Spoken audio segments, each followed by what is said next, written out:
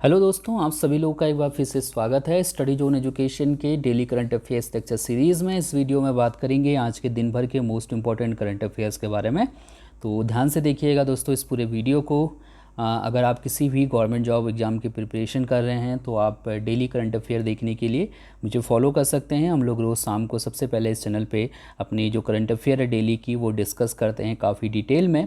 तो आपके आने वाले सभी एग्जामों के लिए हमारी ये डेली करंट अफेयर सीरीज़ काफ़ी ज़्यादा बेनिफिशियल होगी। साथ ही साथ अगर आपको इस वीडियो का पीडीएफ चाहिए तो पीडीएफ का लिंक डिस्क्रिप्शन में दिया गया है। आप डिस्क्रिप्शन में दिए गए लिंक से आज का पीडीएफ भी डाउनलोड कर सकते हैं। शुरुआत करते हैं आज की करंट अफेयर का। अगर आप लोग इंस्टाग्राम पे हैं तो आप लोग मुझे इंस्टाग्राम पे फॉलो कर सकते हैं। साथ ही साथ आप हमारे टेलीग्राम ग्रुप पे जुड़ सकते हैं और व्हाट्सएप ग्रुप पे भी जुड़ सकते हैं। वहाँ पर मैं जो वीडियो डालता हूँ उसकी जो नोटिफिकेशन है वो मैं वहाँ पर भी डाल देता हूँ, तो आप लोग वहाँ से भी वीडियो देख सकते हैं। चलिए शुरुआत करते हैं आज के पहले क्वेश्चन के साथ। हमारा आज का पहला क्वेश्चन है कि आईसीसी ने किस देश में आयोजित होने वाले T20 वर्ल्ड कप 2020 को स्थगित कर दिया है। T20 वर्ल्ड कप का आयोजन कौन से देश में होने वाला था 2020 में, जिसको अभी रिसेंटली स्थगित कर दिया गया है। तो इसका जो सही आंसर है वो है ऑप्शन डी वाला, यानी कि ऑस्ट्रेलिया में।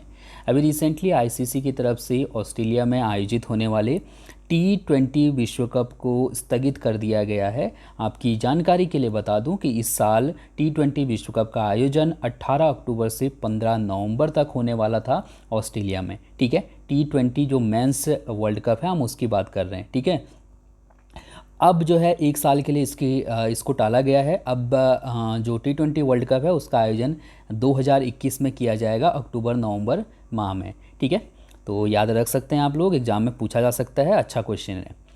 क्वेश्चन नंबर सेकंड है कि जुलाई 2020 में निम्नलिखित में से किसे राष्ट्रपति रामनाथ कोविंद का नया निजी सचिव नियुक्त किया गया है। राष्ट्रपति रामनाथ कोविंद के नए निजी सचिव अभी रिसेंटली बनाए गए हैं पी परवीन सिद्धार्थ, यानी कि ऑप्शन ए वाला यहाँ पर से बिल्कुल सही है। आपकी जानकारी के लिए बता दूं कि पी परवीन सिद्धार्थ 2001 बैच के भारतीय राजस्व सेवा के अधिकारी हैं तथा वर्तमान में राष्ट्रपति सचिवालय में स्पेशल ड्यूटी अधिकारी यानी कि ओएसडी के तौर पे नियुक्त हैं। तो अब इनको राष्ट्रपति रामनाथ कोविंद जी का निजी सचिव बना दिया गया पी परवीन सिद्धार्थ को। इससे पहले राष्ट्रपति रामनाथ कोविंद के निजी सचिव थे विक्रम सिंह। तो विक्रम सिंह की नियुक्ति अब शिपिंग मंत्रालय में की गई है संयुक्त सचिव के पद पे। ठीक है, यानी कि ट्रांसफ़र कर दिया गया है, इनको संयुक्त सचिव बना दिया गया है शिपिंग मंत्रालय में। तो ध्यान रखिएगा, इसको इम्पॉर्टेंट क्वेश्चन है। क्वेश्चन नंबर थर्ड है कि जुलाई 2020 में केंद्रीय खाद्य प्रसंस्करण मंत्री हरसिमरत कौर बादल ने जोराम मेगा फूड पार्क का उद्घाटन किस राज्य में किया। जोराम मेगा फूड पार्क का उद्घाटन अभी रिसेंटली कहाँ पर किया गया है। तो उसका सही आंसर है ऑप्शन यहाँ पर दोस्तों थोड़ा सा इसमें गड़बड़ है। ठीक है, ये मिज़ोरम होगा, लास्ट वाला मिज़ोरम कर लीजिएगा, मैं इसको पीडीएफ में सही कर दूंगा। क्योंकि मिज़ोरम में जो है जोराम खाद्य जो फूड पार्क है उसका जो है स्थापना की गई है। ठीक है, मिज़ोरम में, तो इसको मिज़ोरम कर लीजिएगा यहाँ पर से, मैं इसको पीडीएफ में सही कर दूंगा। ठीक है, मणिपुर हो गया ऑप्शन में, कोई दिक्कत की बात नहीं है। जो मैंने यहाँ पर डिटेल में लिखा हुआ वहाँ पर सही होगा। हाँ ठीक है, मिज़ोरम में जोराम मेगा फूड पार्क का उद्घाटन किया गया है अभी रिसेंटली। ये मिज़ोरम का पहला फूड पार्क है, तो ये आपको ज़रूर पता होना चाहिए। मिज़ोरम की अगर हम बात करते हैं तो मिज़ोरम की राजधानी आइजोल है, ज़िले हैं मिज़ोरम में 8, मुख्यमंत्री जोरामथंगा हैं और राज्यपाल हैं PS श्रीधरन पिल्लई। तो ये यहाँ से ध्यान रखिएगा। ठीक है, बाकी जो यहाँ पर ऑप्शन में मिज़ोरम नहीं है वो मैं मिज़ोरम कर दूंगा पीडीएफ में आपको। ठीक है, क्वेश्चन नंबर चौथा है कि जुलाई 2020 में किस राज्य के राज्यपाल लालजी टंडन का निधन हो गया। लालजी टंडन कौन से राज्य के राज्यपाल थे वर्तमान में जिनका अभी रिसेंटली निधन हो गया है। तो उसका सही आंसर है ऑप्शन सी वाला, यानी कि मध्य प्रदेश। अभी रिसेंटली मध्य प्रदेश के राज्यपाल लालजी टंडन जी का निधन हो गया है। 2018 में ये बिहार के राज्यपाल बने थे, उसके बाद 2019 में इनको मध्य प्रदेश का राज्यपाल बनाया गया था। आपकी जानकारी के लिए बता दूँ कि ये लंबे टाइम से बीमार चल रहे थे और जैसा कि मैंने आपको बताया भी था कि लखनऊ में ये इलाज करवा रहे थे। ये मैंने उस वक्त बताया था जिस वक्त जो मध्य प्रदेश के जो राज्यपाल का जो अतिरिक्त कार्यभार सौंपा गया था आनंदीबेन पटेल जी को, जो कि उत्तर प्रदेश की राज्यपाल हैं, तो उस वक्त मैंने आपको बताया था। ठीक है, तो फिलहाल में, क्योंकि आप सभी को पता है कि मध्य प्रदेश के जो मध्य प्रदेश राज्यपाल का जो अतिरिक्त प्रभार है वो आनंदीबेन पटेल जी को दिया गया, ये तो मैं आपको पहले ही बता चुका था। तो अभी तक मतलब जो है, जब तक मध्य प्रदेश के नए राज्यपाल नहीं बन जाते तब तक यही जो है मध्य प्रदेश की राज्यपाल रहेंगी। ठीक है, चलिए इसके बाद बात करते हैं क्वेश्चन नंबर 5वें की, कि जुलाई 2020 में किस राज्य में वाह्य विकास शुल्क यानी कि एक्सटर्नल डेवलपमेंट चार्जेस और अवसंरचनात्मक विकास शुल्क यानी कि इस इंफ्रास्ट्रक्चर डेवलपमेंट चार्जेस की लंबित देयताओं की एकमुश्त वसूली के लिए समाधान से विकास नामक योजना का शुभारंभ किया गया है? इसका सही आंसर ऑप्शन ई वाला है, यानी कि हरियाणा में। अभी रिसेंटली हरियाणा में एक्सटर्नल डेवलपमेंट चार्जेस और इंफ्रास्ट्रक्चर डेवलपमेंट चार्जेस की लंबित देयताओं की एकमुश्त वसूली के लिए समाधान से विकास नामक योजना का शुभारंभ किया गया है। तो ये आपको यहाँ से ध्यान रखना होगा। तो जो भी मतलब जो भवन कंस्ट्रक्शन करने वाले जो लोग होते हैं, ठीक है, जो अब प्रोजेक्ट चलाते हैं किसी मतलब रिहायशी कॉलोनी को बसाने के लिए या फिर कोई और चीज़ को, तो वो क्या करते हैं कि उसके अंदर जो है कई तरीके के डेवलपमेंट करते हैं, जिसमें सीवेज का हो गया, पानी वगैरह की व्यवस्था होगी, तो उनको जो है उसके लिए शुल्क देना पड़ता है सरकार को। ठीक है, तो कई ऐसे जो है प्रोजेक्ट, मतलब जहाँ पर प्रोजेक्ट शुरू तो हुए, सरकार की मतलब प्रोजेक्ट शुरू भी हुए, वहाँ पर सीवेज की सुविधा भी दी गई, पानी की सुविधा भी दी गई, लेकिन जो उसको बसाने वाले जो लोग थे, ठीक है, जो डेवलपर थे, उन्होंने जो है सरकार के जो टैक्स देना पड़ता है, सरकार को जो पैसा चुकाना पड़ता है, वो जमा नहीं करवाया। तो उनका जमा नहीं करवाने के बाद काफ़ी पैसा जो है सरकार का ऐसे तरीके से फंस गया है। तो सरकार क्या चाहती है कि कम से कम कुछ नहीं तो लोगों से जो है थोड़ा थोड़ा पैसा ही लिया जाए। ठीक है, कि जो मतलब पैसा नहीं दे रहे हैं तो उनको कोशिश की जाए कि वो धीरे धीरे जो है पार्ट में, ठीक है, किस्तों के तौर पे जो है ये जो चार्जेस सरकार लेती है उनको जो है चुका दे। ठीक है, तो इसीलिए जो है ये समाधान से विकास नामक योजना का शुभारंभ किया गया है हरियाणा में, ये आप यहाँ से ध्यान रखिएगा। ठीक है, क्वेश्चन नंबर 6 है कि 22 जुलाई को आयोजित 45वें इंडिया आइडियोलॉजी समिट 2020 का विषय क्या रखा गया? 45वें इंडिया आइडियोलॉजी समिट 2020 का विषय क्या रखा गया है, ये हमको बताना है। तो इसका जो सही आंसर है वो है ऑप्शन ई वाला, यानी कि बिल्डिंग अ बेटर फ्यूचर।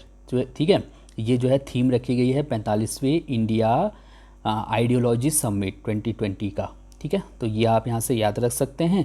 ये जो समिट है इसका आयोजन अमेरिका भारत व्यापार परिषद के द्वारा किया जा रहा है। इस समिट में भारत और अमेरिका के मध्य वर्तमान तथा भविष्य की साझेदारी के लिए चर्चा की जाएगी। कोविड-19 के बाद की क्या स्थिति होगी दोनों देशों के बीच में, यानी कि भारत और अमेरिका के बीच में, ठीक है, चाहे व्यापार की बात हो या फिर अन्य जो योजनाएं हैं उनकी बात हो, तो किस तरीके से मतलब दोनों देशों के बीच में साझेदारी बन सकती है किसी भी क्षेत्र में। ठीक है, जिन क्षेत्रों में भी दोनों देश एक दूसरे की मदद करते हैं, चाहे वो इंफ्रास्ट्रक्चर के क्षेत्र में हो या फिर किसी भी क्षेत्र में हो, तो कैसे मतलब उसको आगे बढ़ाया जाए, क्योंकि कोविड-19 की वजह से देश की अर्थव्यवस्था काफ़ी गड़बड़ा गई है, तो किस तरीके से उसको पटरी पर लाया जाएगा दोनों देशों के द्वारा। तो वही सब चीज़ों के बारे में जो है इसमें चर्चा की जाएगी। यहाँ पर से हमारे लिए ये जो थीम है ये काफ़ी इंपॉर्टेंट बनेगी, तो आप थीम ज़रूर याद रखिएगा। ठीक है, आपसे पूछा जा सकता है। चलिए इसके बाद क्वेश्चन नंबर 7वां है कि जुलाई 2020 में किस मंत्रालय ने युवाओं में आत्मनिर्भरता को बढ़ावा देने के लिए यूनिसेफ के साथ साझेदारी की है? अभी रिसेंटली युवा मामलों और खेल मंत्रालय के द्वारा युवाओं में आत्मनिर्भरता को बढ़ावा देने के लिए यूनिसेफ के साथ साझेदारी की गई है। तो ये आप यहाँ से ध्यान रख सकते हैं। ये जो समझौता हुआ है इसके तहत युवाओं को शिक्षा और बेरोजगारी की चुनौतियों से निपटने के लिए समाधान उपलब्ध करवाए जाएंगे। केंद्र सरकार की ये महत्वाकांक्षी योजना है कि जो लोग हैं उनको आत्मनिर्भर बनाया जाए।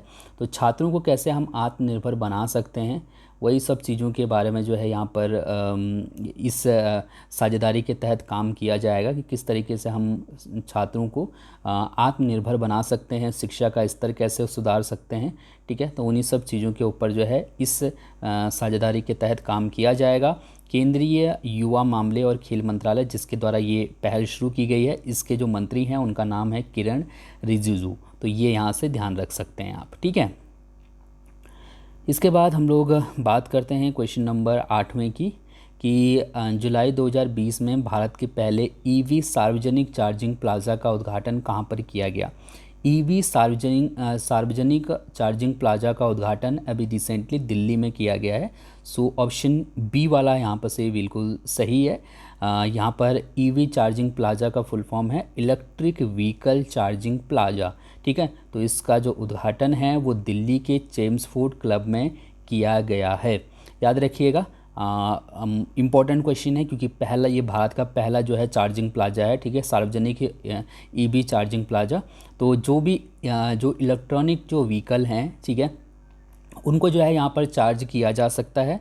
और ये जो चार्जिंग प्लाजा है इसको ई मोबिलिटी को बढ़ावा देने के लिए दिल्ली नगर पालिका परिषद के सहयोग से एनर्जी एफिशिएंसी सर्विस लिमिटेड के द्वारा स्थापित किया गया है। सरकार भी अपनी तरफ से चाहती है कि जो मतलब इलेक्ट्रिक वाहन हैं उनको बढ़ावा दिया जाए ताकि जो पर्यावरण है उसको एक तरीके से कहते हैं पोल्यूशन होने से बचाया जा सके। और जो पेट्रोल और डीजल इन सब की वजह से, क्योंकि हमारे पर्यावरण को बड़ा नुकसान होता है, और इन्हीं सब चीज़ों से बचने के लिए सरकार की तरफ से कोशिश की जा रही है कि इलेक्ट्रिक वाहनों को ज़्यादा से ज़्यादा जो है तवज्जो दी जाए। ठीक है, तो ये भारत का पहला सार्वजनिक चार्जिंग प्लाजा होगा, ध्यान रखिएगा। ठीक है, electric vehicle charging plaza. Question number 9 है कि जुलाई 2020 में मनोदर्पण नामक पहल का शुभारंभ किस मंत्रालय के द्वारा किया गया। मनोदर्पण नामक पहल का जो शुभारंभ है वो रिसेंटली अभी मानव संसाधन विकास मंत्रालय ने किया है, यानी कि ऑप्शन डी वाला यहाँ पर से बिल्कुल सही है। इस पहल का उद्देश्य छात्रों में मानसिक स्वास्थ्य की देखभाल करना है। तो बेसिकली एक तरीके से कह सकते हो कि छात्रों को जो है काउंसिल टाइप की दी जाएगी इसमें। ये जो मनोदर्पण पहल है इसके द्वारा मतलब सरकारों को जो छात्र हैं उनको कुछ ऐसे काम बताए जाएंगे जिससे वो जो मानसिक जो स्ट्रेस है उससे, डिप्रेशन से बाहर निकलने में उनकी मदद की जाएगी। ठीक है, तो ये आप यहाँ से याद रख सकते हैं। ये मानव संसाधन विकास मंत्रालय की पहल है और मानव संसाधन विकास मंत्री हैं रमेश पोखरियाल निशंक। ठीक है, क्वेश्चन नंबर 10वां है कि जुलाई 2020 में किस देश के पूर्व क्रिकेटर और मैच रेफरी बैरी जर्मन का निधन हो गया। बैरी जर्मन का अभी रिसेंटली निधन हो गया है। ये ऑस्ट्रेलिया के पूर्व क्रिकेटर, टेस्ट क्रिकेटर थे ये, और साथ ही साथ ये मैच रेफरी भी थे। तो ये यहाँ से ध्यान रखिएगा। जर्मन ने 1959 में टेस्ट मैच से अपने करियर की शुरुआत की थी। 1968 में एसएस सीरीज़ में इंग्लैंड दौरे पर जब इनके कप्तान बिल लॉरी जो है घायल हो गए थे, तो उस वक्त जो है इनको एक मैच के लिए कप्तान भी बनाया गया था। ओके, सो अभी रिसेंटली इनका निधन हो गया। बैरी जर्मन इनका नाम था, 84 साल की आयु में इनका निधन हुआ है। क्वेश्चन नंबर 11 है कि जुलाई 2020 में मुख्यमंत्री घर घर योजना का शुभारंभ किस राज्य या केंद्र शासित प्रदेश में किया गया है। सो इसका जो सही आंसर है वो है ऑप्शन डी वाला, यानी कि दिल्ली में। अभी रिसेंटली दिल्ली में मुख्यमंत्री घर घर योजना का शुभारंभ किया गया है। इस योजना के तहत राशन कार्ड होल्डर को राशन की होम डिलीवरी की जाएगी। ये जो नियम है इसको लागू होने में फ़िलहाल में 6 से 7 महीने लग जाएंगे। हालांकि सरकार ने मंजूरी दे दी है। तो जिस तरीके से आपको गैस सिलेंडर आपके घर पहुंचाया जाता है, उसी तरीके से अब आपको राशन भी घर पहुंचाया जाएगा दिल्ली में। ठीक है, तो ये आप यहाँ से याद रख सकते हैं। क्या इसमें कहा जा रहा है कि मतलब जो लोग चाहते हैं कि वो खुद ही जो है राशन की दुकान से राशन लेके आएँ। कौन से राशन की हम बात करें? जो सरकार की तरफ से मिलता है। ठीक है, उस राशन की हम यहाँ पर बात कर रहे हैं जो कि राशन कार्ड दिखा के मिलता है। तो अगर जो लोग चाहते हैं कि वो खुद ही जाके वहाँ लेके आएँ राशन की दुकान से, तो वो लोग जा सकते हैं। तो अगर जो लोग जाके लेंगे तो उनको गेहूँ जो है गेहूँ मिलेगा, लेकिन जो घर में ऑर्डर करेंगे तो उनको गेहूँ नहीं मिलेगा बल्कि उनको आटा मिलेगा। ठीक है, वही गेहूँ मतलब जो है पीस के उनको घर पे उनके पहुँचा दिया जाएगा। तो ये अच्छी योजना है। आने वाले टाइम में देखते हैं इसमें क्या होता है, और अगर कुछ नई अपडेट आती है तो मैं आपको ज़रूर इससे अवगत कराऊँगा। क्वेश्चन नंबर 12 है दोस्तों कि बाथिनोमस रक्सासा क्या है, या रक्सास। ठीक है, बाथिनोमस रक्सास ये क्या चीज़ है? तो ये एक प्रकार का कॉकरोच है। ठीक है, एक समुद्री कॉकरोच है अभी एक पिक्चर काफ़ी ज़्यादा चर्चा में आई, एक जायंट कॉकरोच की पिक्चर, ठीक है, वायरल हो रही है ये ट्विटर पे, फेसबुक पे, व्हाट्सएप पे भी आप देख रहे होंगे। आप ज़रूर देखा होगा आपने, नहीं तो यूट्यूब पे तब भी देखा होगा। सिंगापुर के नेशनल यूनिवर्सिटी ऑफ सिंगापुर के पीटर एनजी और उनके सहयोगियों ने वर्ष 2018 में इंडोनेशिया के पश्चिम जावा के तट से दूर हिंद महासागर में एक जीव की खोज की थी, और 2 वर्ष जो है इसमें अध्ययन करने पे लग गए इस जीव के, और अब इसको नाम दिया गया है बाथिनोमस रक्सासा। ठीक है, तो ये आप यहाँ से याद रख सकते हैं। ये बाथिनोमस रक्सासा जो है एक तरीके का एक समुद्रीय कॉकरोच है ये, और इसको जो है सुपर जायंट बाथिनोमस रक्सासा भी कहा जा रहा है। ठीक है, यानी कि एक विशालकाय जो है समुद्री कॉकरोच है। इसकी जो हाइट है या लंबाई है वो 20 इंच तक बढ़ सकती है। इसके 14 पैर हैं, और ये केकड़ा और झींगे जैसा समुद्री जीव की तरह दिखता है, लेकिन ये कॉकरोच समूह का है। ठीक है, तो आप यहाँ से याद रख सकते हैं कि ये बाथिनोमस रक्सासा क्या है। ठीक है, एक प्रकार का ये समुद्री कॉकरोच है। चलिए, इसके बाद बात करते हैं दोस्तों आपके लिए कल के प्रश्न की। इस प्रश्न का उत्तर आपको कमेंट करके बताना था। आपके लिए प्रश्न था कि किस राज्य में निष्ठा योजना का शुभारंभ किया गया। ये जो निष्ठा नाम की जो योजना है, ये कौन से राज्य में निष्ठा योजना का जो पहला ऑनलाइन कार्यक्रम है वो किस राज्य में लॉन्च किया गया था, आपको ये बताना था।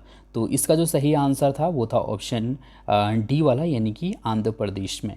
ठीक है, इम्पॉर्टेंट क्वेश्चन था और आप में से कई लोगों ने इसका आंसर सही दिया था, तो यहाँ पर ये एक अच्छी बात है। अब बात करते हैं आपके लिए आज के प्रश्न की। इस प्रश्न का उत्तर आप कमेंट करके बता सकते हैं। आपके लिए प्रश्न है कि जुलाई 2020 में एशियाई विकास बैंक ने किसे अपना नया उपाध्यक्ष नियुक्त किया है। सो एशियाई विकास बैंक के नए उपाध्यक्ष कौन बने हैं, ये आप कमेंट करके बताइए, और साथ में मुझे बताइए कि ये वीडियो आपको कैसी लगी। थैंक यू सो मच इस वीडियो को देखने के लिए। हम लोग कल मिलते हैं।